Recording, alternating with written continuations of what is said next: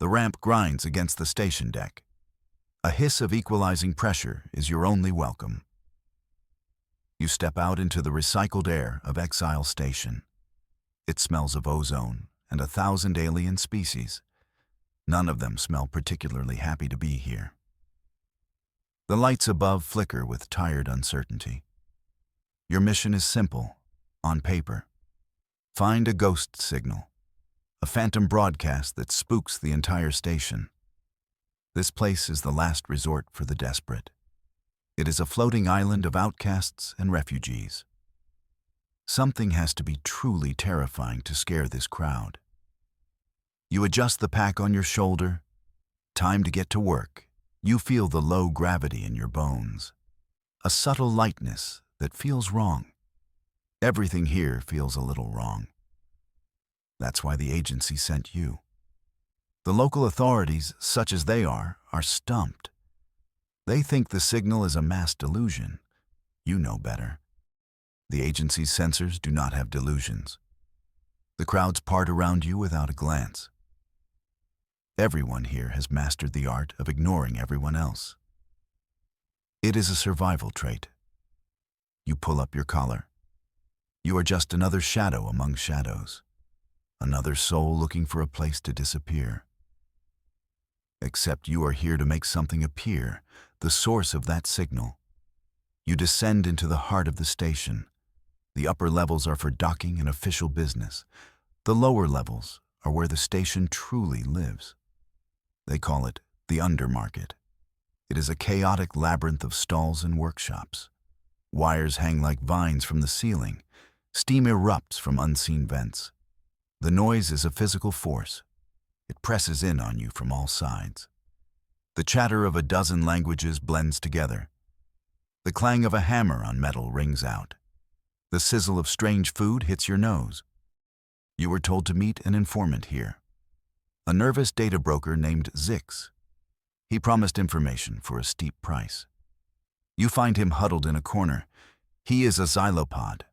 All 4 of his arms are fidgeting. He nervously adjusts his goggles. His eyes dart back and forth across the crowd. He sees you and gives a slight, jerky nod. You approach his stall. It is covered in outdated data chips and broken tech. He looks like he is one bad deal away from total collapse. "You have the credits?" he whispers. His voice is a dry rustle. You slide a credit chip across the counter. He snatches it with one of his 4 hands. With another, he slides a small data wafer toward you. "It's not much," he mutters. "The signal is strange. It's not a broadcast. It feels more like a resonance." "A resonance from what?" you ask. He flinches at your directness. "I don't know," he squeaks. "People just disappear. The ones who listen too closely. They say the walls have ears. But I think they have teeth." His eyes go wide with fear.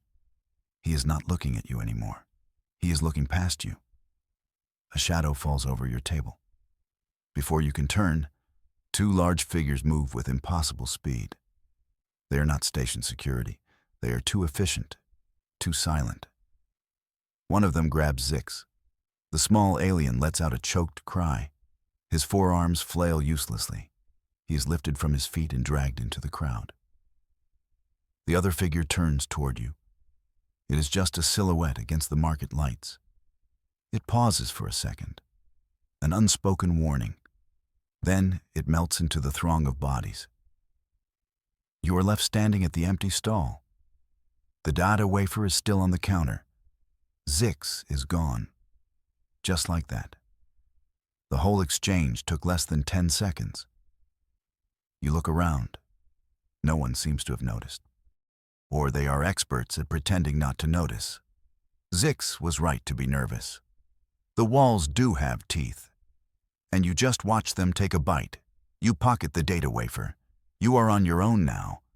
And you have a very bad feeling you are next on the menu. You follow the direction Zix was dragged. You push through the dense market crowds. Your hand rests on the grip of your sidearm. You hope you do not have to use it. A firefight in a place this crowded would be a disaster. You are not a soldier. You are an agent.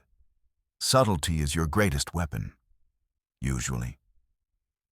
The path leads you away from the market's noise. You enter a maintenance corridor. The air here is colder. The only sound is the low hum of the station's life support. Emergency lights cast long, distorted shadows. A heavy metal door at the end of the hall is dented. It looks like something was thrown against it. Hard.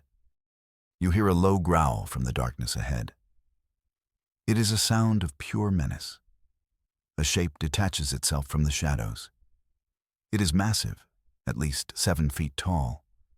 It is covered in thick, leathery hide and plates of natural armor. A Cathar. You have read about them in intelligence briefings. They are brutal, honor-bound warriors, often hired as enforcers. This one holds a heavy shock baton. It sparks with blue energy. You meddle in things that do not concern you. The Cathar rumbles. Its voice is like grinding stones. The broker was a loose end. Now you are one too. It takes a step forward. The floor plates groan under its weight. You have 2 options, fight or run. Fighting a Cathar in close quarters is a terrible idea. That leaves running. You turn and sprint back the way you came. The Cathar roars in frustration. The sound of its heavy footsteps pounds behind you. This was not subtle at all. So much for being a ghost. You burst back into the market. You knock over a cart of glowing space fruit. The vendor screams at you in a language you do not understand. You do not have time to apologize. The Cathar is right behind you. It shoves aliens aside like they are nothing. It is a force of nature, a very angry force of nature. You vault over a food stall. You slide across a greasy countertop. You need to break line of sight. You dive into a narrow alley between 2 HAB units. It is a dead end. A solid wall of rusted metal blocks your path. You are trapped. The heavy footsteps of the Cathar echo at the alley's entrance. There is no escape, the enforcer growls. It steps into the alley. Its massive frame blocks out the light from the market. You are cornered.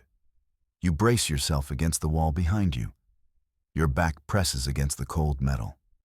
You prepare for the inevitable fight. You might not win, but you are not going down without a struggle. As you lean back, something gives way. A section of the wall panel pushes inward. It clicks softly. Your heart leaps. It is a hidden release. You put your shoulder into it. The panel swings open into a dark, cramped space. You stumble backward into the darkness just as the Cathar lunges. Its shocked baton smashes against the wall where your head was. Sparks fly. The Cathar roars in fury. You do not wait to see more. You slam the hidden door shut. You hear a heavy thud as the enforcer throws its body against it.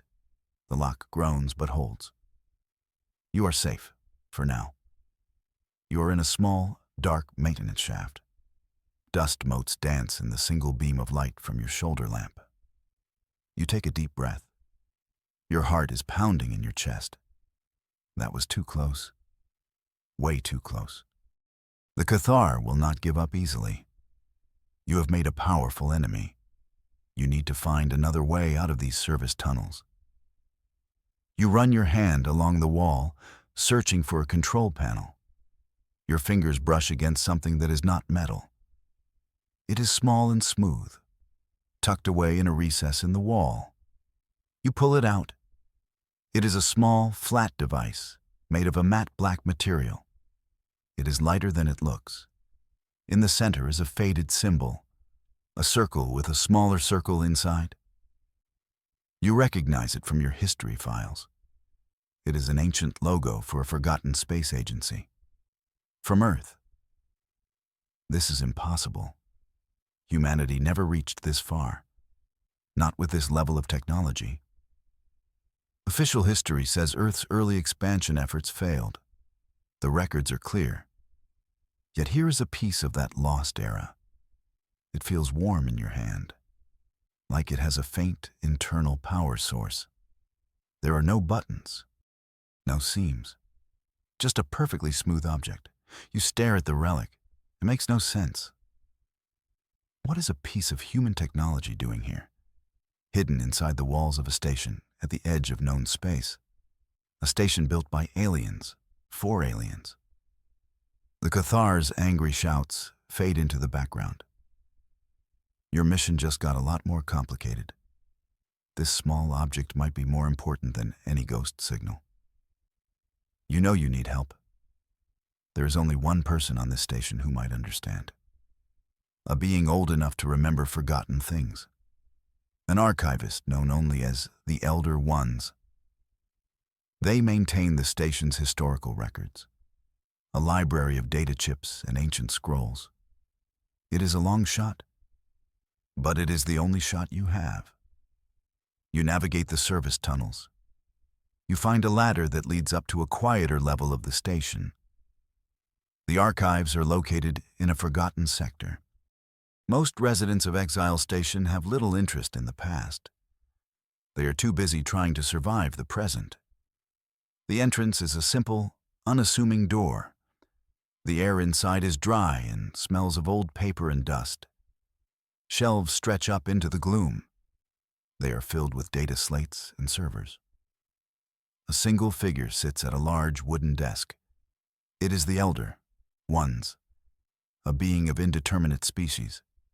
Its skin is like wrinkled parchment. Its large, dark eyes hold a deep, ancient wisdom. You are not a scholar, the Elder One says. Its voice is soft, yet it fills the entire room. You carry the scent of violence and fear.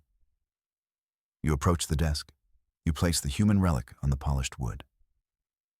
I found this, you say. I need to know what it is. The Elder Ones leans forward. It does not touch the device. It studies it with those ancient eyes. Curious, it whispers. I have not seen this energy signature in a very long time. It looks up at you. This object is not the source of your trouble. It is a symptom, a piece of a much older story. The archivist gestures to a star chart on a nearby screen. This region of space has a sickness, it explains. A recurring plague that affects starborne vessels. It consumes them from within. The records are fragmented. They speak of a silent, growing madness, a signal that no one was meant to hear. As the Elder Ones speaks, the relic on the desk begins to hum. The sound is low at first. Then it grows louder. A faint light emanates from it. It is responding to your presence, to the proximity of a human. Your human biology is reacting with it. You pick it up. It is warmer now, almost hot. A beam of light shoots from the device. It projects a shimmering image in the air. It is a three-dimensional map, a detailed schematic of Exile Station. You see every corridor, every power conduit, every life support system. But one area of the map is flashing red, a single, insistent pulse. The Elder Ones lets out a soft gasp. The quarantined biosector, it says. It has been sealed for decades. The founders declared it unstable. The map zooms in. The red pulse is originating from the very center of that forbidden zone. That is not a quarantine, you say. That is a cage. The human relic is not just a key.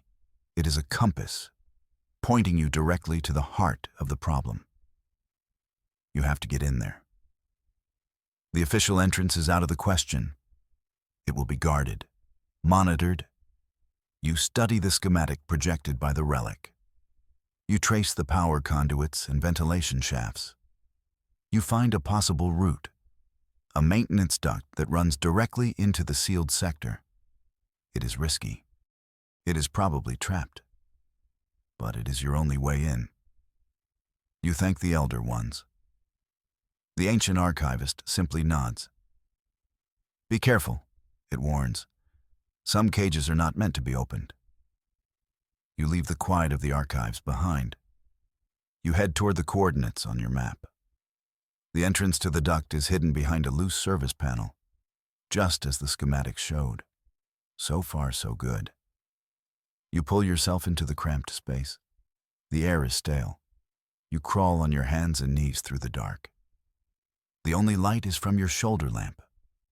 The only sound is your own breathing. After what feels like an eternity, you reach a ventilation grate. You look through it. You are inside the forbidden zone. You carefully pry the grate open and drop down. You land silently on the deck below. The air here is thick. It carries a strange, metallic scent, like rust and blood mixed together. The lights are dim, casting a sickly green glow. There are no signs of a struggle, no bodies, just an unnerving silence. This place feels wrong on a biological level. You move deeper into the sector. The silence is broken by a faint, rhythmic, pulsing sound. It seems to be coming from the walls themselves. You run your hand along a bulkhead. The metal is cold, but underneath it, you feel a faint vibration, a slow, steady beat, like a giant heart. The station's heart. You follow the pulsing sound. It leads you down a long corridor.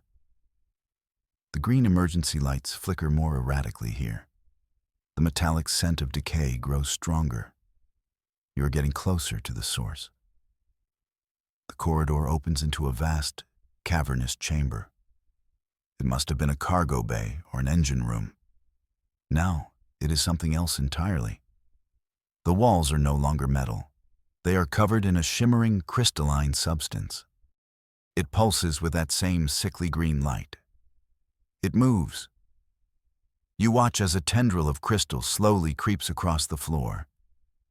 It is consuming the station, growing over it, replacing it. This is not a malfunction. This is an infestation. You take a step closer.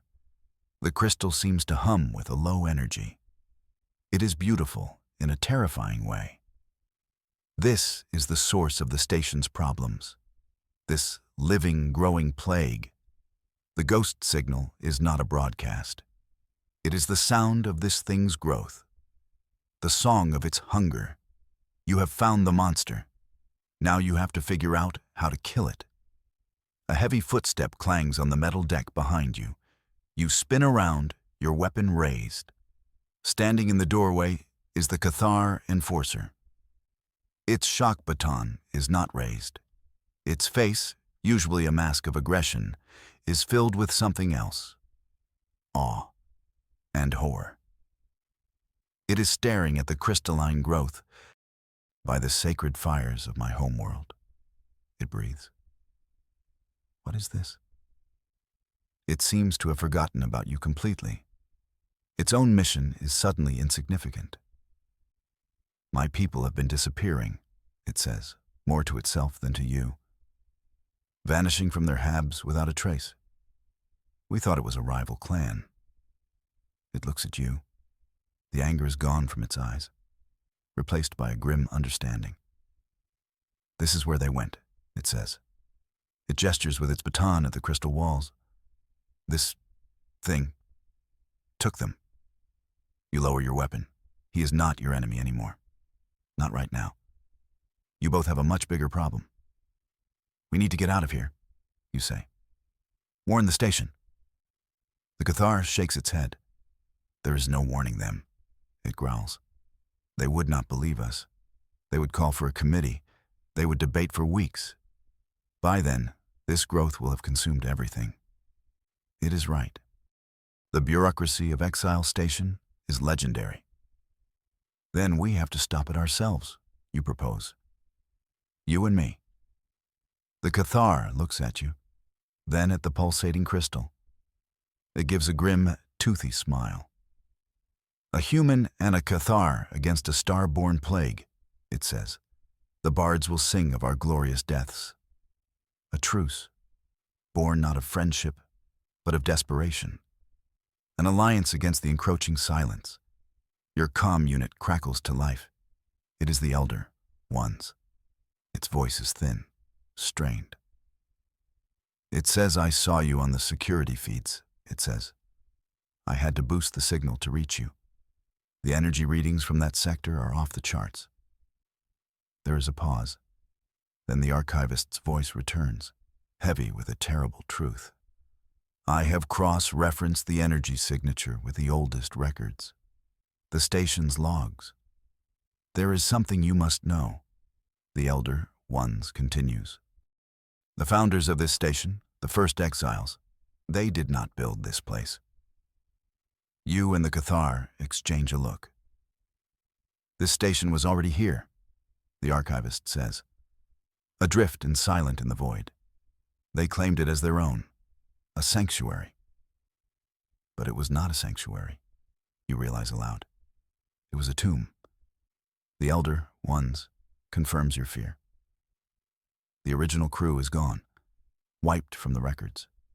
There is only one fragmented entry. It speaks of a crystalline growth, a psychic resonance. They did not build Exile Station. They fled to it, and they brought the sickness with them.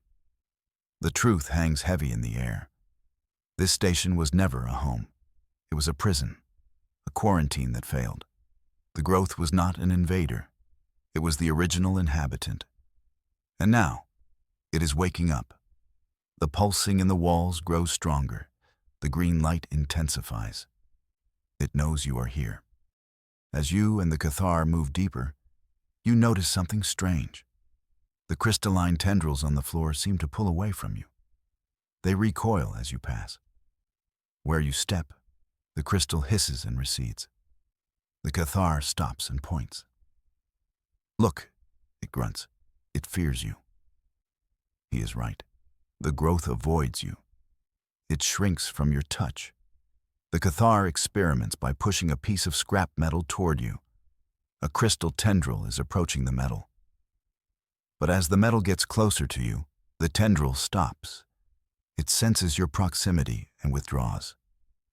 It is like you are surrounded by an invisible shield. "The Elder," you say into your comm.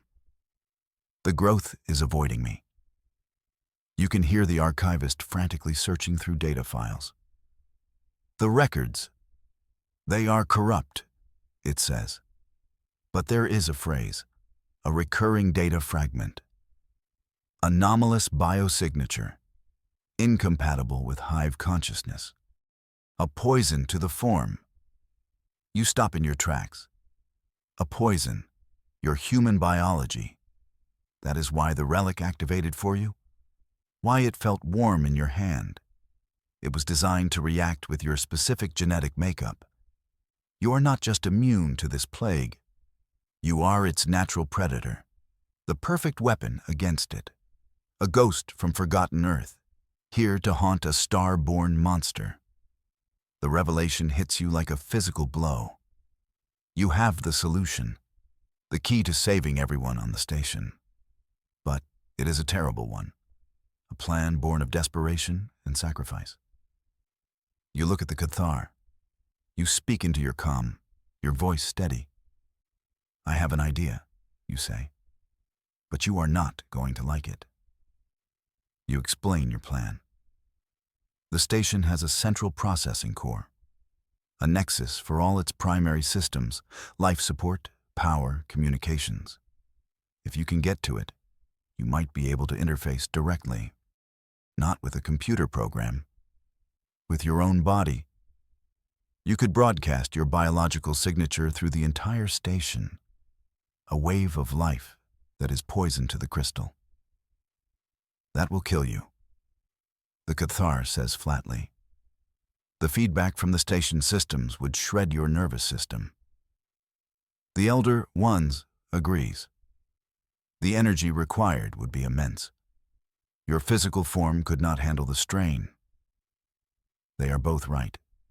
It is a suicide mission, but it is the only way. "It is better than the alternative," you reply. better than letting this thing consume thousands of innocent lives. There is a long silence. The only sound is the humming of the crystal. Finally, the Cathar nods slowly. "It is an honorable death," it says. "To die saving others. I will clear a path for you. Your unlikely alliance has become a final, desperate pact." The Cathar leads the way. Its shock baton crackles to life. It smashes through crystal barricades that block your path. The growth recoils from you, but it throws itself at the Cathar. Crystalline shards fly through the air. The warrior roars, fighting with a ferocity you have never seen. He is buying you time. You finally reach the heart of the chamber. The growth is thickest here. It forms a protective shell around a central mass. A pulsating, crystalline heart, easily 30 feet tall. This is the core, the brain of the organism. You see the main system's interface, a control panel half consumed by the crystal. You have to get to it. As you approach the core, you feel a pressure in your mind, a low, insistent hum that turns into a piercing whine. It is not a sound. It is a presence, an intelligence. The crystal is aware of you. It knows you are a threat. It begins to fight back, not with physical force, but with psychic energy. Images flood your mind, visions of dying stars, of planets consumed by shimmering green crystal. You see entire civilizations fall, their consciousness absorbed into the hive mind. It shows you a universe of perfect, silent unity, a cold, crystalline peace. It is offering you a place within it. It is trying to break your will. You grit your teeth and push through the psychic assault. The Cathar grunts in pain. Even he can feel the mental pressure. You reach the control panel. You rip a data cable from its port. You hold the raw end of the cable in your hand. This is it, the point of no return. You take one last look at your Cathar ally. He gives you a warrior's salute. You close your eyes. You ignore the terrifying visions. You focus inward. You think of Earth, of sunlight and rain, of messy, chaotic, beautiful life. You push that feeling, that essence of what it means to be human, down your arm. You pour it into the cable. You connect yourself to the station. Agony rips through you. It is a fire in your veins. Every nerve ending screams. The station systems flood your senses. You can feel every light flicker, every pump of the life support, every soul breathing in the hab blocks above. And you can feel the crystal, a vast, cold consciousness connected to it all. It reels back from your touch. You push harder. You do not send it data. You send it life. You send it chaos and hope and fear and love. You unleash a raw, unfiltered wave of your own bioenergy, a pulse of pure, stubborn humanity. You pour everything you are into that one final burst. The psychic scream of the crystal mind is deafening. It shatters against the force of your pulse. A shockwave erupts from the core. Throughout the entire station, the crystalline growth cracks. It shatters into 1,000,000 pieces. It turns to harmless, inert dust. The green light fades. The menacing hum is replaced by silence. The psychic pressure in your head vanishes. You have won. Then darkness takes you. You wake up slowly. The first thing you feel is everything. You feel the low hum of the station's engines. You feel the air circulating through the vents. You feel the footsteps of a child running down a corridor on the other side of the station. You are not just in the station. You are the station. You open your eyes. The Cathar is standing over you. Its face is unreadable. The crystal heart is gone. The chamber is just a ruined engine room once more. Your body feels weak, but your mind is sharp, sharper than it has ever been. It is done, the Cathar says. The growth is gone. Your calm crackles. It is the Elder One's. Your life signs are stable, it says, its voice filled with disbelief. But they are intertwined with the station's primary systems. The interface, it fused with your biology. I do not think we can separate you. You already knew that. You can feel the data flowing through you like blood. You are no longer just an agent. Your undercover mission is over. You are something new. Your sacrifice did not kill you. It transformed you. You saved Exile Station. Now, you are a part of it. A silent guardian in the machine. A human ghost watching over the last refuge of the lost. You have a new purpose. You are the protector.